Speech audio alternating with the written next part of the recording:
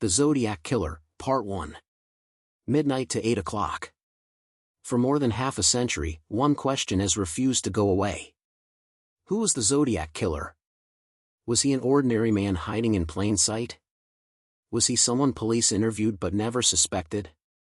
Or was he far more intelligent, calculated, and organized than anyone imagined?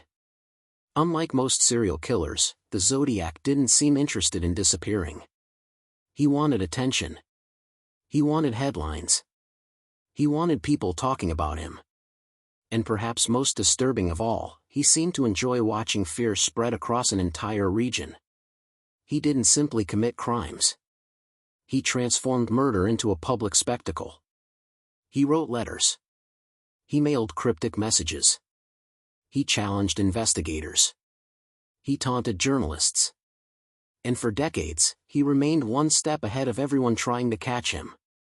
But before the symbols, before the ciphers, before the chilling nickname that would become infamous around the world, there was a quiet road, a parked car, and two young people who had no idea they were about to become part of one of the greatest unsolved mysteries in American history.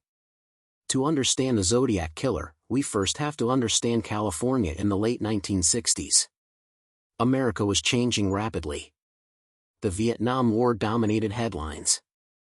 Civil rights protests continued across the country. Young people embraced counterculture movements. Music festivals attracted thousands. The San Francisco Bay Area had become a symbol of freedom, experimentation, and optimism. For many teenagers, evenings were simple. Drive somewhere quiet. Listen to music. Talk.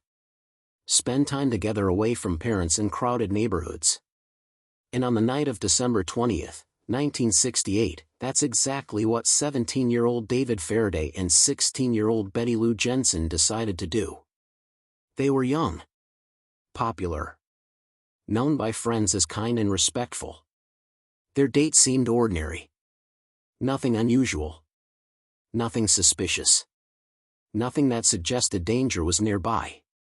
At some point that evening, they parked near Lake Herman Road, a secluded stretch outside Vallejo, California. The area was isolated, dark, surrounded by open land. The kind of place couples visited for privacy. People came and went often. No one paid much attention. But someone else may have been watching. And what happened next would shock investigators. Sometime after 11 o'clock at night, gunshots shattered the silence. When police arrived, they found David Faraday dead inside or near the vehicle. Betty Lou Jensen had attempted to flee. Evidence suggested she ran several feet away from the car. She never escaped. She was found lying on the ground, fatally wounded. The scene was disturbing. There appeared to be no robbery. No signs of a struggle. No obvious motive. Investigators immediately began asking questions. Was this a crime of passion? Did the victims know their attacker? Had they encountered someone by chance? Or had they crossed paths with a predator searching for random victims? At first, police believed this might be an isolated incident. A tragic but local crime. Perhaps someone with a personal connection. Perhaps jealousy. Perhaps revenge. But months passed. And little progress was made. No arrests. No suspects. No major breakthroughs.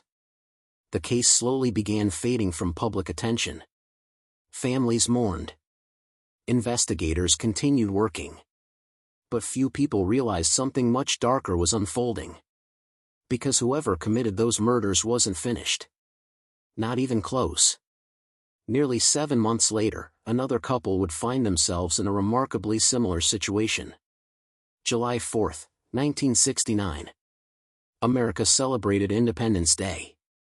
Fireworks exploded overhead. Families gathered together. Friends enjoyed parties and barbecues. But near Blue Rock Springs Park, another young couple sat inside a parked vehicle. 22-year-old Darlene Farron and 19-year-old Michael Mageau.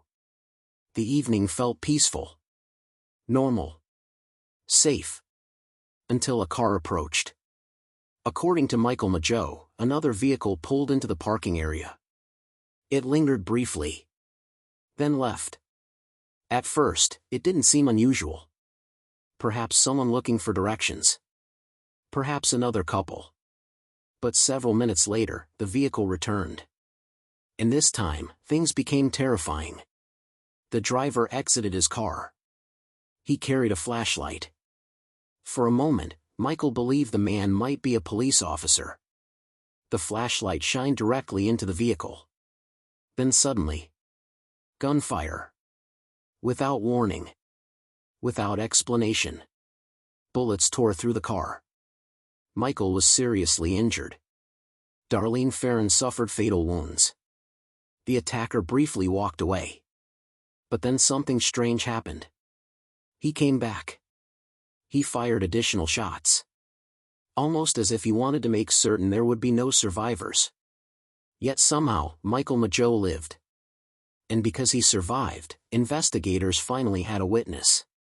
He described the suspect as a white male. Heavy-set. Possibly in his late 20s or 30s. Short hair. Stocky build. It wasn't much. But it was more information than investigators had after the first attack. Then came the event that changed everything. Less than an hour later, a phone rang inside the Vallejo Police Department. An unknown caller calmly reported the crime. He provided exact details. The location. The victims. The circumstances. Then he said something chilling.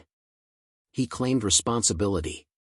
Not only for the attack at Blue Rock Springs, but also for the murders committed months earlier on Lake Herman Road. In an instant, investigators realized they weren't dealing with separate crimes. They were hunting a serial offender.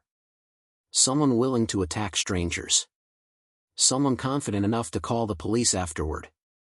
Someone who appeared to enjoy inserting himself directly into the investigation. But even that wasn't the most disturbing part. Because within weeks, newspapers across Northern California would begin receiving letters. Letters unlike anything they had ever seen before. Letters written by someone claiming to be the killer. Letters containing details that only the murderer could know. And inside those letters was a symbol. A circle crossed by two lines. Simple. Unforgettable. A symbol that would soon become one of the most recognizable images in criminal history. And alongside that symbol appeared a name. A name that would terrify California for years to come. Zodiac. But what nobody knew at the time was that the murders were only one part of his plan. The real game was just beginning. Because Zodiac didn't simply want victims.